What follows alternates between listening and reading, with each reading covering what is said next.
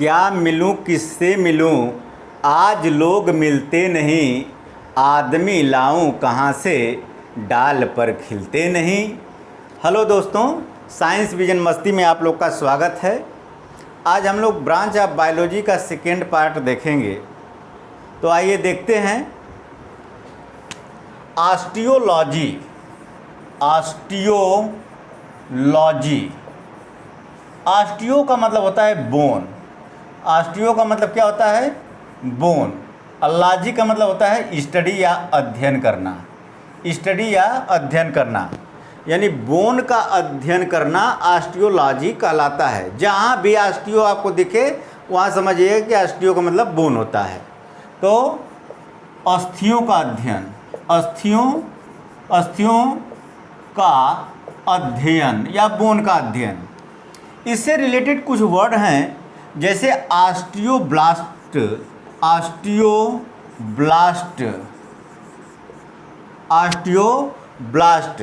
Osteoblast जो है bone की कोशिका को कहा जाता है। बोन की सेल को ऑस्टियोब्लास्ट कहा जाता है। यहाँ पर ध्यान दीजिए, ऑस्टियो का मतलब बोन, अब ब्लास्ट का मतलब होता है इमैच्योर या अपरिपक्व। जब हड्डियाँ अपरिपक्व रहती हैं तो उनको बोन की सेल के नाम से जाना जाता है या ऑस्टियोब्लास्ट के नाम से जाना जाता है। नेक्स्ट आपका ऑस्टियोमलेशिया। ऑस्टियोमलेशिया क्या है? ऑस्टियो मीन्स हो गया बोन, अब मलेशिया का मतलब होता है सॉफ्ट या मुलायम होता है। अब यहाँ पर ध्यान दीजिएगा, ऑस्टियोमलेशिया विटामिन डी की कमी से होने वाला रोग है। यानी यह विटामिन डी की कमी से होने वाला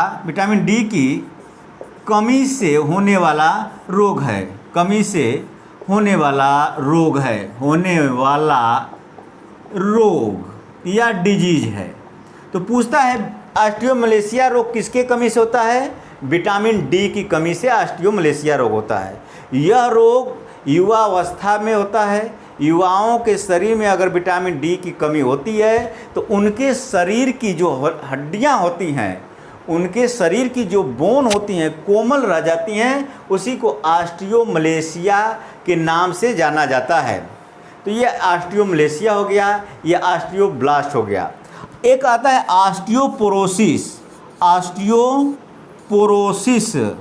पोरोसिस। अब यहाँ पर ध्यान दीजिए, ऑस्टियो का मतलब हो गया बोन, अब पोरोसिस का मतलब होता है छिद्र होना, यानी बोन में छिद्र होना। जब हड्डियों में छिद्र होने लगता है, छेद होने लगता है, तो उसे कहा जाता है ऑस्टियोपोरोसिस। मान लीजिए ये हड्डी है, हड्डियां खोखली रहती हैं। अब इसमें जो है अगर छेद हो जाए तो उसको ऑस्टियोपोरोसिस कहा जाता है। तो ऑस्टियोपोरोसिस कैल्शियम की कमी से होता है। किसकी कमी से होता है? कैल्शियम की कमी से होने वाला रोग है ऑस्टियोपोरोसिस। अब इसके बाद देखिए, ये ऑस्टियोलॉजी, अस्थियों का अध्ययन, ऑस्टियोब्लास्ट बोन की कोशिका को कहा जाता है, ऑस्टियोमलेशिया विटामिन डी की कमी से होने वाला रोग है, ऑस्टियोपोरोसिस कैल्शियम की कमी से होता है। अब नेक्स्ट देखते हैं ट्राइकोलॉजी। ये ट्राइकोलॉजी क्या है भैया? ट्राइकोलॉजी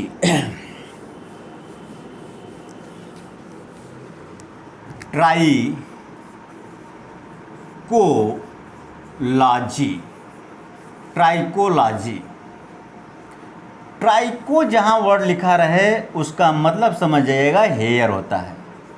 लॉजी का मतलब स्टडी या अध्ययन करना, यानी हेयर या बाल का अध्ययन करना ट्राइकोलॉजी कहलाता है। क्या कहलाता है? ट्राइकोलॉजी कहलाता है। स्टडी ऑफ हेयर, हेयर का अध्ययन। अच्छा, बाल जब आपके झड़ जाते हैं यानी गंजा जब व्यक्ति हो जाता है तो किसके पास जाता है? ट्राइकोलॉजिस्ट के पास जाता है, ट्राइकोलॉजिस्ट के पास जाता है। अब यहाँ पर ध्यान दीजिए, ट्राइको का मतलब बाल, लॉजी अध्ययन, और IST लगा है, पर्सन या व्यक्ति होता है। यानी बाल का डॉक्टर जो होता है, हेयर के डॉक्टर को ट्राइकोलॉजिस्ट कहा जाता है। क्या कहा जाता है? ट्राइकोलॉजिस्ट कहा जाता है। अब इसके बाद देखिए एक शब्द आता है न्यूरोलॉजी। न्यूरॉन से ये शब्द बना है, जो नर्वस सिस्टम या तंत्र की इकाई न्यूरॉन्स होती है। न्यूरॉन से ही न्यूरो लिया गया है, या इसको हिंदी में तंत्रिका कहा जाता है, तंत्रिका। और लॉजी का मतलब अध्ययन करना, यानी तंत्रिकाओं का अध्ययन करना। इसमें स्पेशली जो है हम लोग ब्रेन का अध्ययन करते हैं, ब्रेन का अध्ययन, यानी दिमाग के या मस्तिष्क के अध्ययन को न्यूरोलॉजी कहा जाता है। और जो ब्रेन का डॉक्टर होता है उसे न्यूरोलॉजिस्ट कहा जाता है, उसे न्यूरोलॉजिस्ट के नाम से जाना जाता है। अब यहाँ पर ध्यान दीजिए, न्यूरो का मतलब तंत्रिका या ब्रेन से रिलेटेड, लॉजी का मतलब अध्ययन करने वाला, और IST पर्सन, यानी वह व्यक्ति जो तंत्रिकाओं के बारे में स्पेशल रूप से अध्ययन किया हो वही न्यूरोलॉजिस्ट कहलाता है, यानी कि ब्रेन का डॉक्टर, इसको कहेंगे ब्रेन का डॉक्टर। तो ये तो बाल हो गया, बाल का ट्राइकोलॉजी, मस्तिष्क का न्यूरोलॉजी।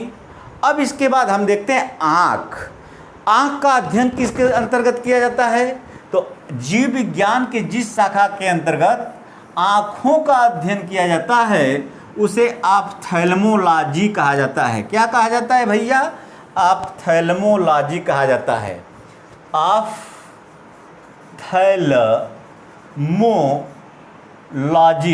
ऑप्थेल्मोलॉजी। ऑप्थो वर्ड जहाँ मिले, उसका मतलब होता है आँख। उसका मतलब क्या होता है? आँख। लॉजी का मतलब होता है अध्ययन, यानी नेत्र का, आँख का अध्ययन ऑप्थेल्मोलॉजी कहलाता है। और जो नेत्र के विशेषज्ञ होते हैं ऑप्थेल्मोलॉजिस्ट कहा जाता है। ऑप्थेल्मोलॉजिस्ट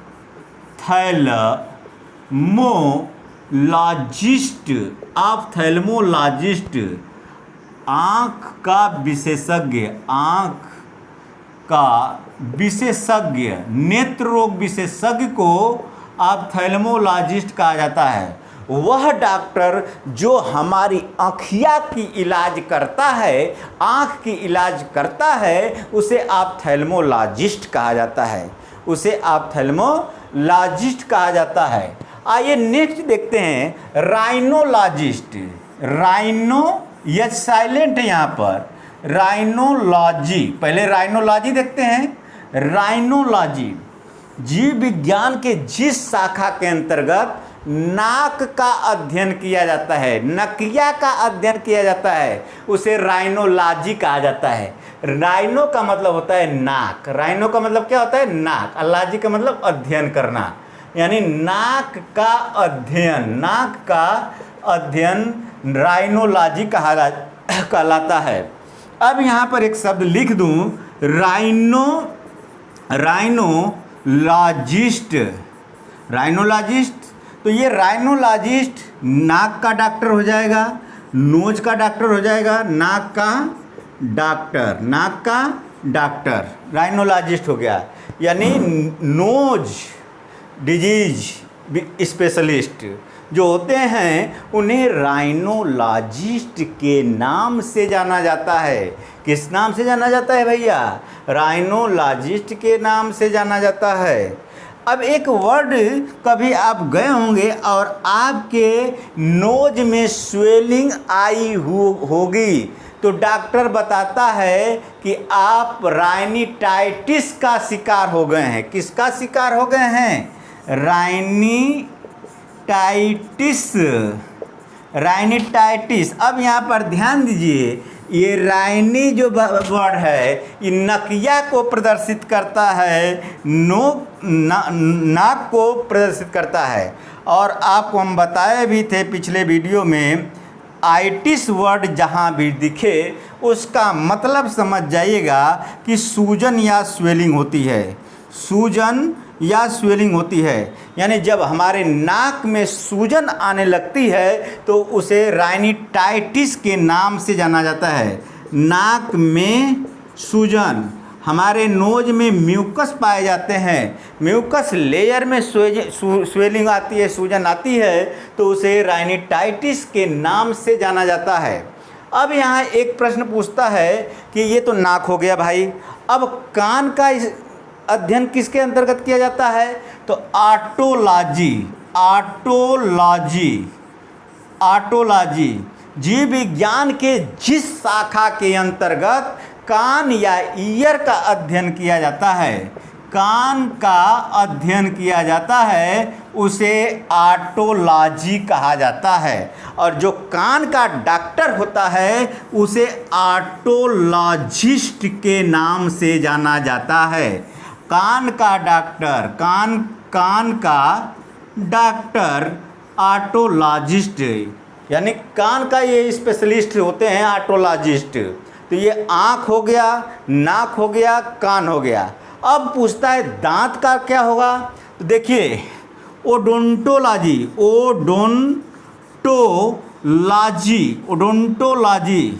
डोंट वर्ड या डेंट, जहाँ भी शब्द लिखा हो उसका मतलब समझ जाइएगा दांत होता है।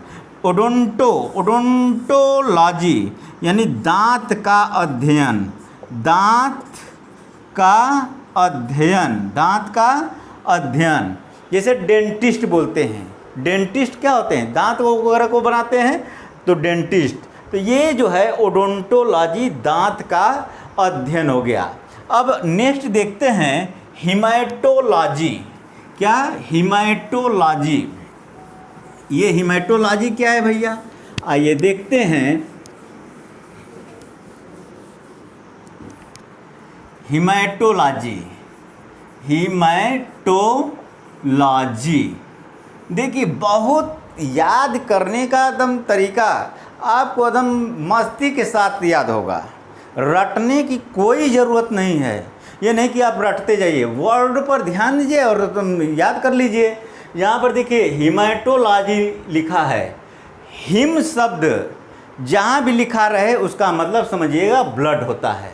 क्या होता है? ब्लड होता है, रुधिर होता है, खून होता है या लहू होता है, जिसे लहू के नाम से जाना जाता है। तो ये हिम, HAM, हिम का मतलब हो गया ब्लड। हिमैटोलॉजी, लॉजी का मतलब हो गया अध्ययन करना या स्टडी, यानी खून का अध्ययन। खून से संबंधित रोग जो अगर उत्पन्न होते हैं तो उसे हिमैटोलॉजी कहा जाता है। तो रुधिर का अध्ययन जो है हिमैटोलॉजी कहलाता है। और जो खून रोग से संबंधित यानी कि रुधिर से संबंधित जो डॉक्टर होते हैं उन्हें हिमैटोलॉजिस्ट कहा जाता है, उन्हें हिमैटोलॉजिस्ट कहा जाता है। अब एक आप याद किए होंगे, रुधिर का रंग किसके कारण से लाल होता है? तो आप यहाँ पर ध्यान दीजिए, हीमोग्लोबिन, हीमोग्लोबिन। अब यहाँ पर हिम आया तो हिम का मतलब हो गया ब्लड, और ग्लोबिन ये प्रोटीन है। तो हीमोग्लोबिन के कारण ब्लड का रंग लाल होता है। बहुत इम्पॉर्टेंट क्वेश्चन है भैया कि रुधिर का रंग लाल क्यों होता है? तो रुधिर का रंग लाल जो है हीमोग्लोबिन के कारण से होता है। अब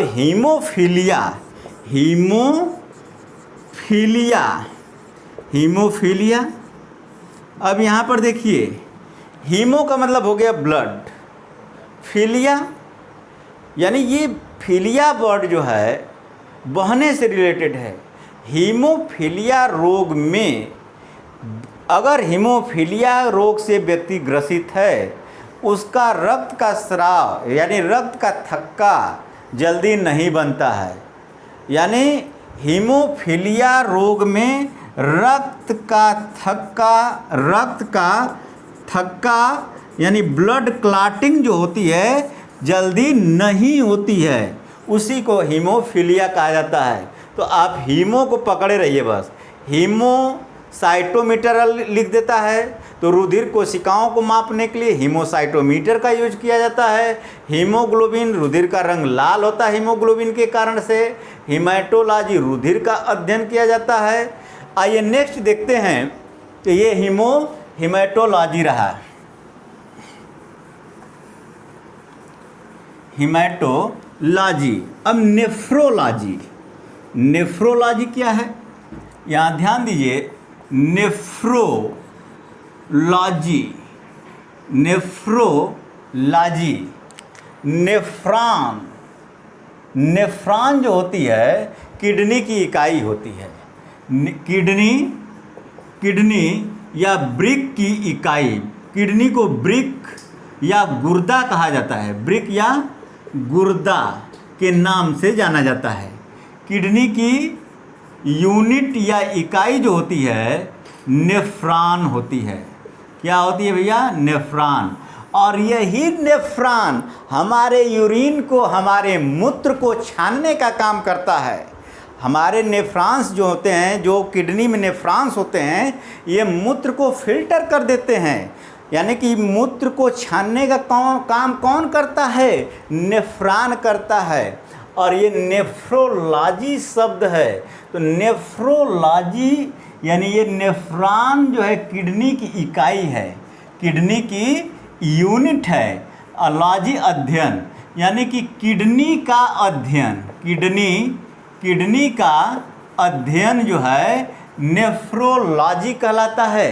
किडनी का अध्ययन नेफ्रोलॉजी कहलाता है। अगर मैं पूछ दूं कि हार्ट का अध्ययन क्या कहलाता है, तो आपको कल बताए थे, पहली वीडियो में बताए थे, कार्डियोलॉजी कहलाता है। क्या कहलाता है?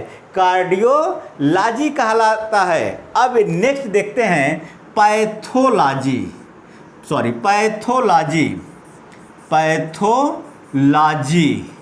अब यहाँ पर ध्यान दीजिएगा भैया, पैथ जहाँ शब्द दिखे उसका मतलब डिजीज होता है। उसका मतलब क्या होता है? डिजीज या रोग होता है, रोग। और लॉजी का मतलब अध्ययन करना, यानी रोग के कारण, लक्षण, बचाव का जब हम अध्ययन करते हैं तो उसको पैथोलॉजी कहते हैं।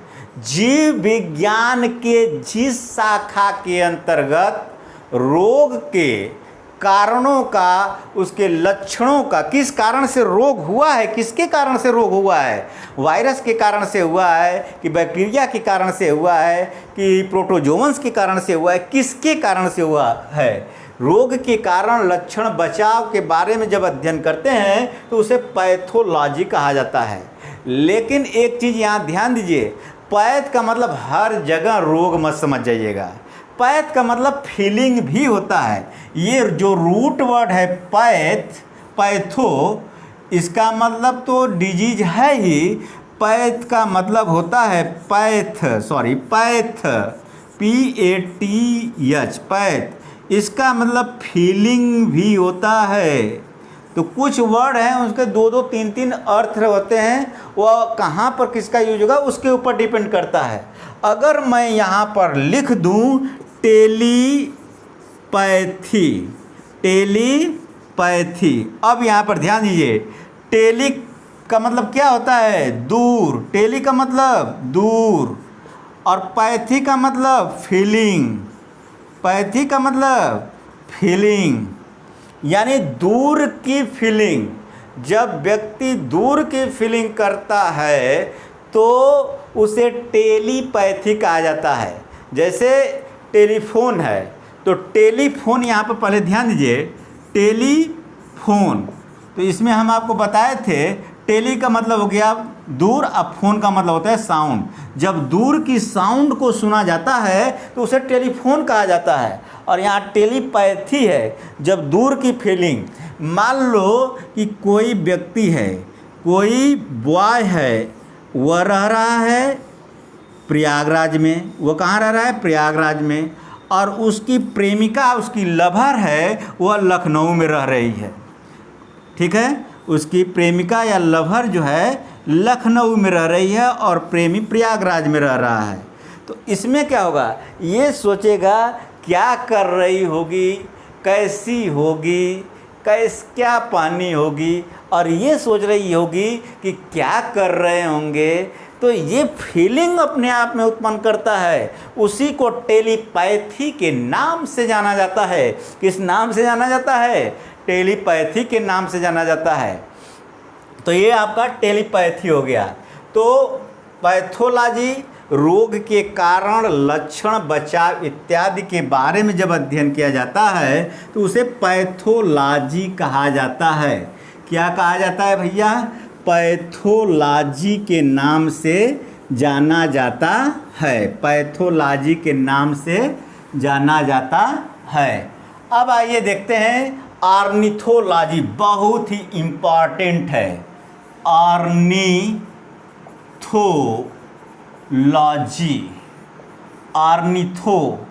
ऑर्निथो एक रूट वर्ड है और एक एबीज रूट वर्ड है। एबी रूट वर्ड है।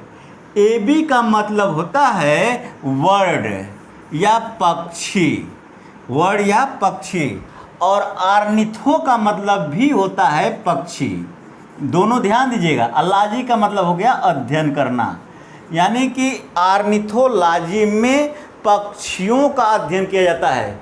किसका अध्ययन किया जाता है, पक्षियों, यानी वर्ड का अध्ययन किया जाता है, पक्षियों का अध्ययन किया जाता है। बहुत ही इंपॉर्टेंट क्वेश्चन है, प्रतियोगी परीक्षाओं में पूछता रहता है कि ऑर्निथोलॉजी में किसका अध्ययन किया जाता है, पक्षियों का, बर्ड का अध्ययन किया जाता है। अब यहाँ पर ध्यान दीजिए, इससे रिलेटेड भी क्वेश्चन परीक्षाओं में पूछे जाते हैं।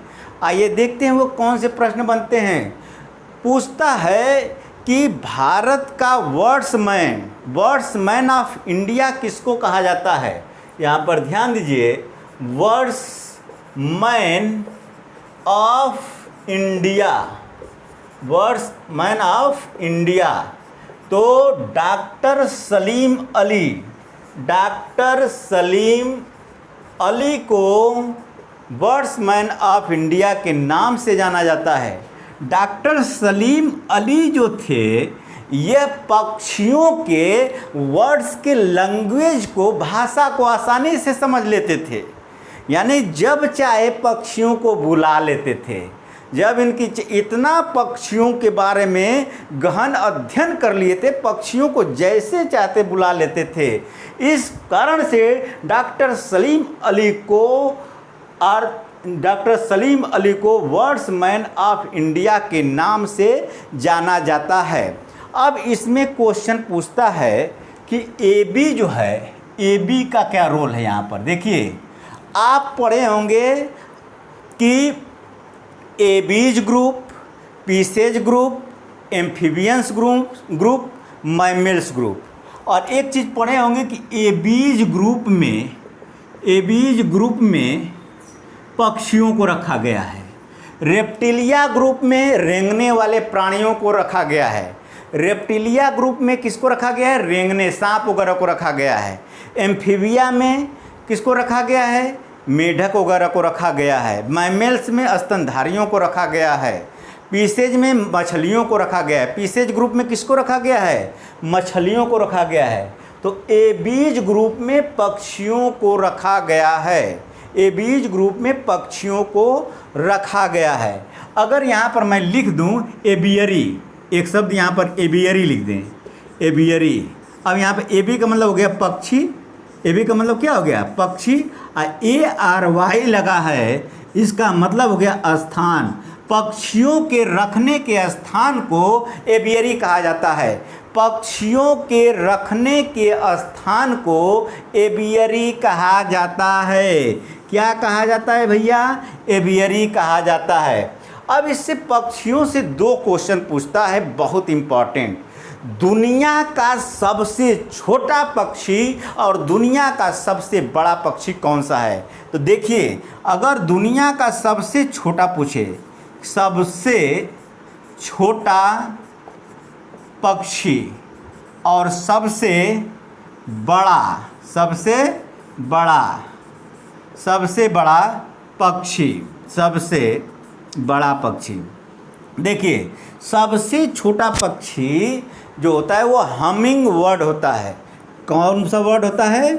हमिंग बर्ड, हमिंग पक्षी। इसकी एक खासियत होती है, ये अगमों से उड़ेगा, पीछों से उड़ेगा, यानी कि आगे भी उड़ता है और पीछे भी उड़ता है। ये पाया कहाँ जाता है? हमिंग बर्ड पाया जाता है क्यूबा में। कहाँ पाया जाता है भैया? क्यूबा में पाया जाता है। पूछ देता है कि कहाँ पाया जाता है? क्यूबा में पाया जाता है। अब दुनिया का सबसे विशाल और लंबा पक्षी कौन सा होता है? ऑस्ट्रिच होता है। कौन सा होता है? ऑस्ट्रिच होता है। इसी को कहा जाता है शुतुरमुर्ग। इसी को क्या कहा जाता है? शुतुरमुर्ग। दुनिया का सबसे बड़ा पक्षी, विशाल पक्षी, ऊंचा पक्षी शुतुरमुर्ग होता है। इस शुतुरमुर्गवा अफ्रीका में पाया जाता है। कहाँ पाया जाता है? अफ्रीका में पाया जाता है। कहाँ पाया जाता है भैया? अफ्रीका में पाया जाता है। अब वो चीज़ें, बचपन की चीज़ें याद करिए। बचपन में कभी आपने दादा दादी या नानी, दादा दादी, नाना नानी, कभी आप बच्चों के साथ रहे होंगे तो आप खेले होंगे चिड़ै उड़, कौआ उड़, तोता उड़, मैना उड़। तो छोटे जब रहे होंगे तो कहेंगे गधा उड़, तो कोई उड़ा देता था, अरे गधा उड़ता है, ऐसे बोलते थे। अब वो चीज़ें कंपटीशन में भी है यहाँ पर। वहाँ पर बेसिक नॉलेज आपको कराया जाता था कि बच्चा किस पक्षी के बारे में जान रहा है कि ये उड़ता है, गधा उड़ता है कि नहीं, बैल उड़ता है कि नहीं, तोता उड़ता है कि नहीं। यानी उड़ने वाले, न उड़ने वाले जीवों के बारे में आपको ज्ञान कराया जाता था बचपन में।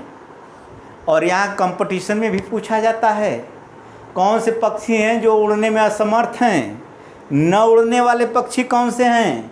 तो आइए देखते हैं उड़ने में असमर्थ पक्षियों के बारे में। उड़ने में असमर्थ पक्षी, अब यहाँ पर ध्यान दीजिए। उड़ने में असमर्थ पक्षी, उड़ने में असमर्थ पक्षी, यानी वह पक्षी जो उड़ नहीं सकते। कोई ज़रूरी नहीं है कि जो उड़बे करेगा वह पक्षी के श्रेणी में हो। पक्षी का लक्षण रखेगा, उड़े चाहे न उड़े वह पक्षी रहेगा।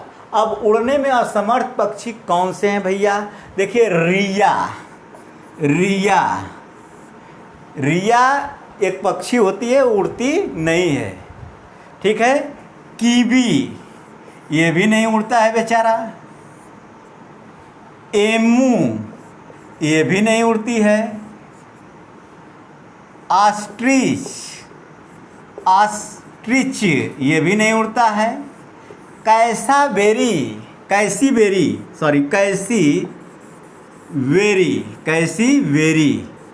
ये पक्षियाँ जो होती हैं उड़ने में असमर्थ होती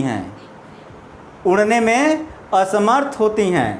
अब इसके बाद क्वेश्चन पूछता है एरोबायोलॉजी क्या है। अब यहाँ पर ध्यान दीजिए,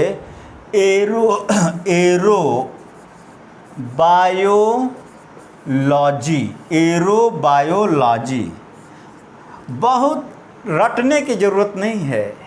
देखिए, साइंस विजन मस्ती नाम है इस चैनल का, तो मस्ती के साथ याद करिए। और इन चीज़ों का बहुत विश्लेषण करके जो है बनाया गया है, ऐसे नहीं कि आया रट करके पढ़ा दिया गया। अब यहाँ पर ध्यान दीजिए, एरोबायोलॉजी, एरोबायोलॉजी। अब आप तो एरोप्लेन समझ गए। एरोप्लेन कहाँ उड़ता है? हवा में, आकाश में उड़ता है। और एरो का मतलब क्या होता है? हवा। एरो का मतलब क्या होता है? हवा। बताइए, अब ये रटने वाली चीज़ है। बायो का मतलब जीव, बायो का मतलब जीव, लॉजी का मतलब अध्ययन करना, अध्ययन करना। यानी हवा में उड़ने वाले जीवों का अध्ययन करना एरोबायोलॉजी कहा जाता है। यानी इसको हम लिख दें, हवा में उड़ने वाले जीवों का अध्ययन, हवा में उड़ने वाले जीवों का अध्ययन एरोबायोलॉजी कहलाता है। क्या कहलाता है भैया? एरोबायोलॉजी कहलाता है। आइए नेक्स्ट देखते हैं, एम्ब्रियोलॉजी। क्या? एम्ब्रियोलॉजी। एम्ब्रियोलॉजी क्या है? एम्ब्रियोलॉजी, एम्ब्रियो का मतलब होता है भ्रूण। एम्ब्रियो का मतलब होता है भ्रूण। यानी जीव विज्ञान के जिस शाखा के अंतर्गत भ्रूण का अध्ययन किया जाता है उसे एम्ब्रियोलॉजी कहा जाता है। एम्ब्रियोलॉजी, भ्रूण का अध्ययन, भ्रूण का अध्ययन।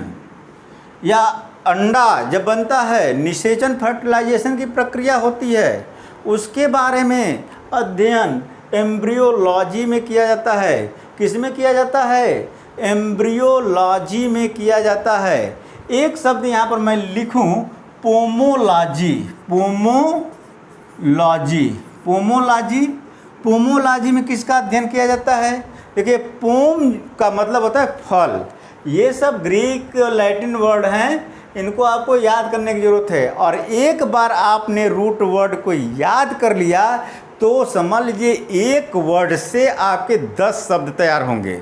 गारंटी के साथ कर रहा हूँ। एक शब्द आपने याद किया, यानी पोमो याद करके देखिए, फिर देखिए कहाँ कहाँ इसका वर्ड यूज हो रहा है। ठीक है, तो पोमो का मतलब होता है फल या फ्रूट, फल या फ्रूट। तो फलों का अध्ययन जो होता है, फलों का अध्ययन पोमोलॉजी कहलाता है। अगर मैं यहाँ पर लिख दूँ एंथोलॉजी, एंथोलॉजी। अब बताइए, जब आपको फ्लावर टीचर पढ़ाया होगा तो एंथर के बारे में बताया होगा। अब फूल में क्या पाया जाता है भैया? एंथर पाया जाता है कि नहीं पाया जाता है? पाया जाता है। तो एंथर से ही लिया गया शब्दवा है एंथोलॉजी। एंथोलॉजी में हम फूलों का अध्ययन करते हैं। किसका अध्ययन करते हैं? फूलों का अध्ययन करते हैं। एंथोलॉजी में फूलों का अध्ययन करते हैं। और यहाँ पर बड़े मज़ेदार एंटमोलॉजी, एंटोमोलॉजी, यह भी अपने आप में बहुत इम्पॉर्टेंट क्वेश्चन रहा है। एंटमो, इंसेक्ट का अध्ययन किया जाता है, यानी कीड़े मकोड़ों का अध्ययन किया जाता है। इंसेक्ट, एंटमो का मतलब होता है इंसेक्ट या कीट, कीटों का अध्ययन। यानी पूछता है कि इनसे कीटों का अध्ययन जीव विज्ञान के शाखा के अंतर्गत, जिस शाखा के अंतर्गत किया जाता है उसे क्या कहा जाता है?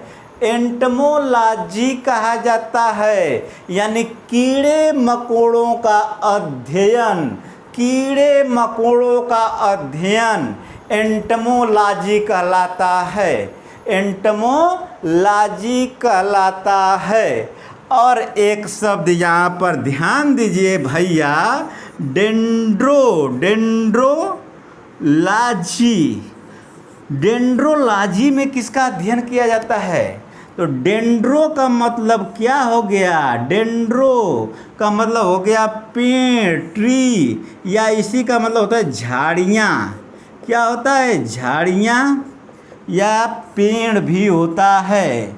यानी कि झाड़ियों और पेड़ों के अध्ययन को, झाड़ियों और पेड़ों के अध्ययन को डेंड्रोलॉजी कहा जाता है। डेंड्रोलॉजी कहा जाता है। अब ऐसे याद होगा, पेड़ से क्या प्राप्त होता है? डंडा। झाड़ी से क्या प्राप्त होता है? डंडा। तो डंडा से डेंड्रोलॉजी, डेंड्रोलॉजी, डेंड्रोलॉजी, झाड़ियों का अध्ययन। 4 बार ऐसे बोलेंगे तो दिमागवा में सेट हो जाएगा, मस्तिष्क में जा कर के सेट हो जाएगा। 4 बार 5 बार ऐसे बोलिए, डेंड्रोलॉजी झाड़ियों का अध्ययन या पेड़ों का अध्ययन, एंटोमोलॉजी कीट पतंगों का अध्ययन, कीटों का अध्ययन या कीड़े मकोड़ों का अध्ययन। अब नेक्स्ट देखते हैं इकोलॉजी। इकोलॉजी, इकोलॉजी क्या है भैया? इकोलॉजी, इकोलॉजी, इकोलॉजी को पारिस्थितिकी विज्ञान कहा जाता है। इकोलॉजी को पारिस्थितिकी विज्ञान के नाम से जाना जाता है। इसमें जीव और वातावरण के बीच इंटर रिलेशनशिप का अध्ययन किया जाता है। इन जीव और वातावरण के बीच क्या अंतर संबंध है, उसे इकोलॉजी कहा जाता है।